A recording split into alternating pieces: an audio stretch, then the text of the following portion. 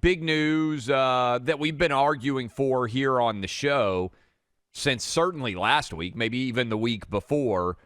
The Biden administration, under pressure from a bipartisan coalition of Republicans and Democrats in both the House and the Senate that was demanding it, has officially decided to sanction Russia as it pertains to oil and gas purchases, meaning that we will no longer purchase Russian oil and gas.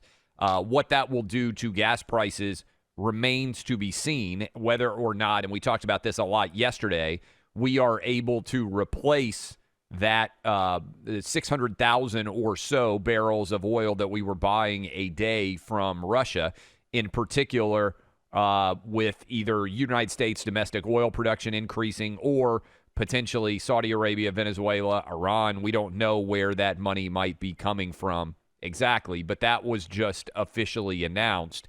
And effectively, that was Biden trying to get ahead to look like he's making that choice as opposed to Congress forcing him to make that choice. But it took almost 2 weeks for those sanctions to officially be put into place. And to kind of put it into context for you guys, given the fact that we are giving billions of dollars to Ukraine, we were giving billions of dollars of Ukraine to Ukraine to fight Russia, while simultaneously giving Russia billions of dollars to fight Ukraine. We were effectively funding both sides of the Ukraine-Russia conflict.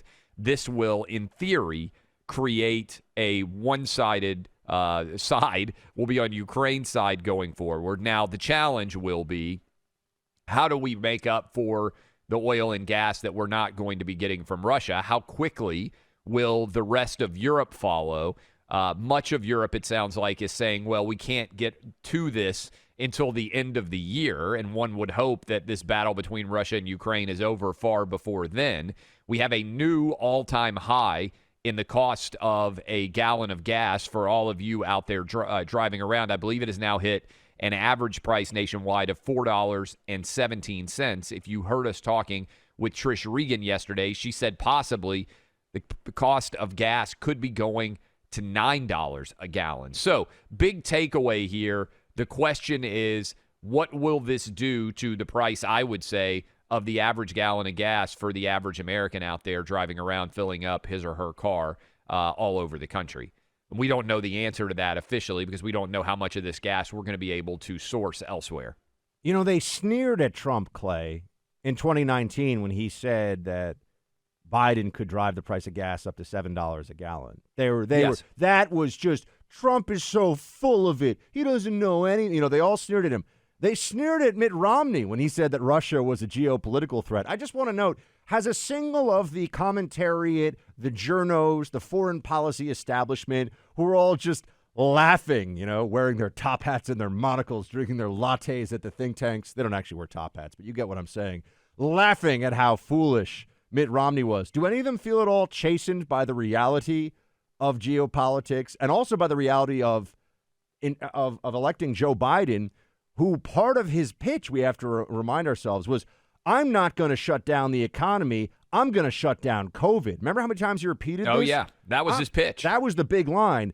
Turns out, didn't shut down COVID at all. We reached all-time high COVID cases while Biden was president, and now we've reached an all-time high in the national average gas price, Clay. And I'm worried that we may reach an all-time high in the U.S. inflation number, and that we might start seeing unemployment ticking up, and we might start seeing the beginnings of a recession. And this is where I think everyone has to be very clear-eyed as we look at this, because I can tell, and as we've said, it's getting uglier in Ukraine as it was inevitably going to. More civilian casualties, more awful things happening.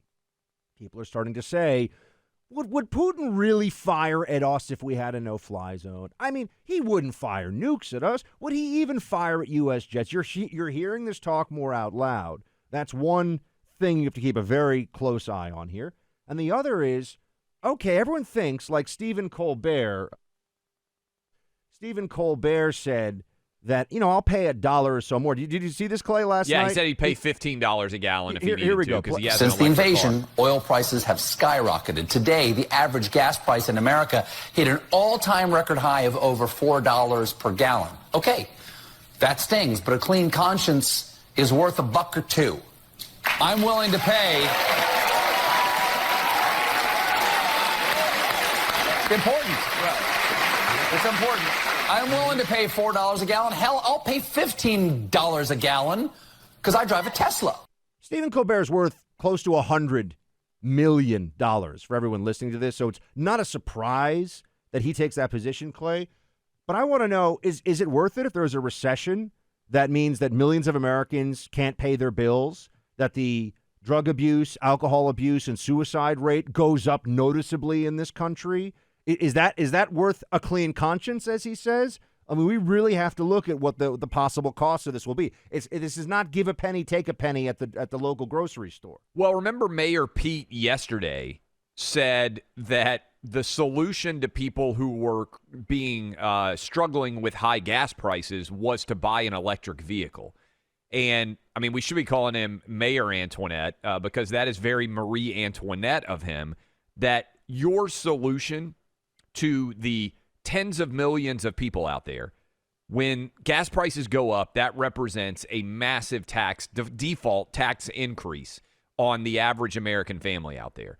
And when you're talking about $4.20 a gallon gas and way over that, way over $5 for many people out there, this is money that comes out of the overall ability to take care of your family. This might be money that you don't have the opportunity now to take your kid to go to get a pizza, right? You don't have the opportunity to go out and eat at a restaurant. You don't have the opportunity to live the life that you would like to be living if gas prices were normal. And the more you drive, and again, this is significant, lots of people don't think about it, but many people live substantial distances from where they might have to work because they can have more affordable housing further outside of the city. So overwhelmingly, the cost of gas increases is borne by the people who can least afford to bear them. And so when you have Mayor Pete saying, go buy an electric vehicle, or you have Stephen Colbert, patron saint of left-wingers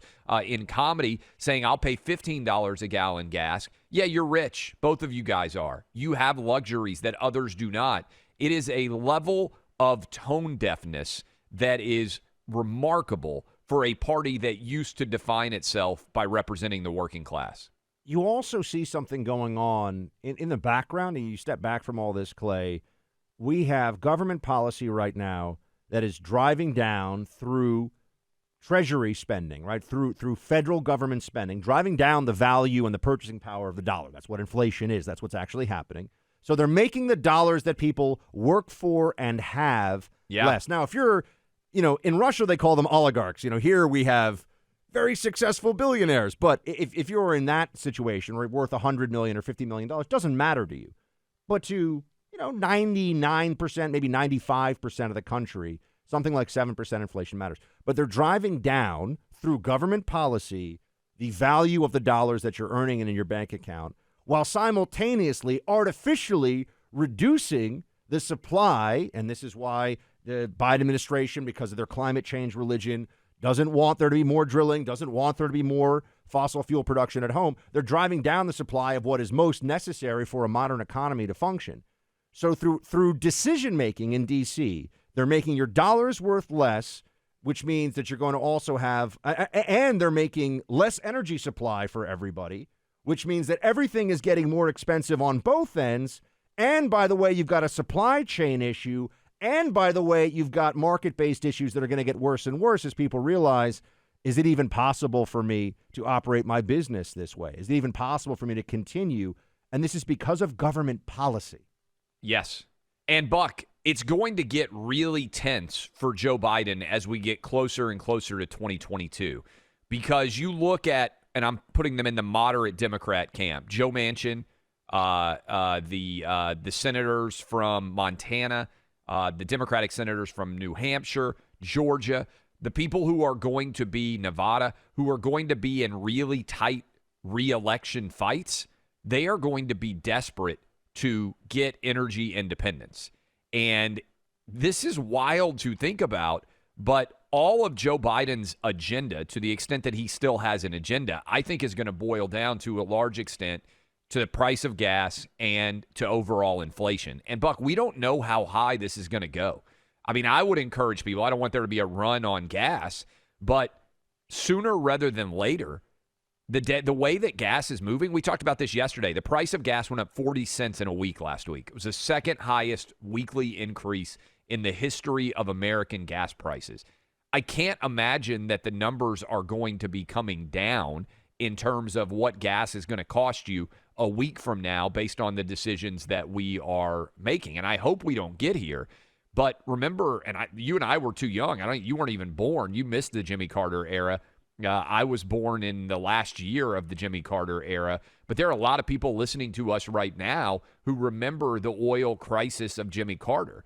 And the more and more you look at the Biden administration, I think we owe an apology to Jimmy Carter because Biden is far more incompetent on far more different levels than Jimmy Carter ever was. I mean, I would, in terms of being able to understand complex issues and make the right choices, I would rather Jimmy Carter in his day, maybe Jimmy Carter today, even at his age, be making decisions than Joe Biden. In fact, I mean, it's just an outright disaster where we are right now, and I don't see it getting any better when it comes to what gas is going to be costing the average American out there. How could it get better? I mean, let's think about this. What are they doing that's going to make it better? Tell us to use less energy? Go get an electric car? These people are imbeciles. Yeah, I think the only way it could get better is if we got a resolution in Ukraine sooner rather than later, and then you had an inflated hot I meant gas their price. Economic policies. Yeah, even there's still, nothing the Biden administration is going to be able to do, I don't think, that's going to make the price of gas better.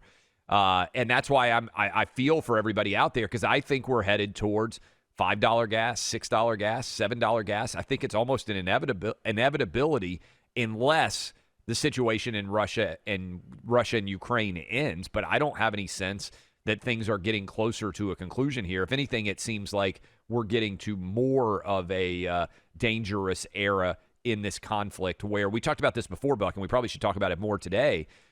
I'm worried that Putin, because things are not going well enough for him, is going to accelerate what he's willing to do. We're already seeing that to a certain extent. But the analogy I would use is the guy who loses the fist fight sometimes comes back with a bigger weapon. And everybody out there who's been in high school or seen this kind of thing happen, knives, guns, I feel like at some point the fist fight turns into a knife or a we gun can come back fight, to this, and that's where we're headed. We're about to run into a station break here, Clay, but the Russian Air Force is either incapable of doing complex operations, complex strikes, which is possible, or has been held back in reserve for the next phase. It's one or the other. We're banning all imports of Russian oil and gas and energy. That means Russian oil will no longer be acceptable at U.S. ports, and the American people will deal another powerful blow to Putin's war machine. This is a move that has strong bipartisan support in Congress and, I believe, in the country. Americans have rallied to support their Ukrainian people and made it clear we will not be part of subsidizing Putin's war. Going to get a whole lot more expensive to fill up your tank with gas. Welcome back to the Clay and Buck Show. That was Biden just before we came on air, telling the American people that now we are banning the import of Russian oil. My understanding is that this will not include the EU and that they will continue to import Russian oil and gas. Russia's biggest export partners for fossil fuels are the EU and China. So that hasn't actually changed. So this is now going to make gas more expensive for us, going to hurt our economy, and it is going to do what exactly for Vladimir Putin? These are all the realities of what we face right now. I'd also note that while they're talking about this, Biden is also, Clay, announcing, when he announced the embargo, he also says, you know what we really need to do is focus on clean energy right now. This crisis is a stark reminder. To protect our economy over the long term, we need to become energy independent. I've had numerous conversations over the last 3 months with our European friends of how they have to wean themselves off of Russian oil. It's just not tenable. It should motivate us to accelerate the transition of clean energy. This is a perspective that our European allies share.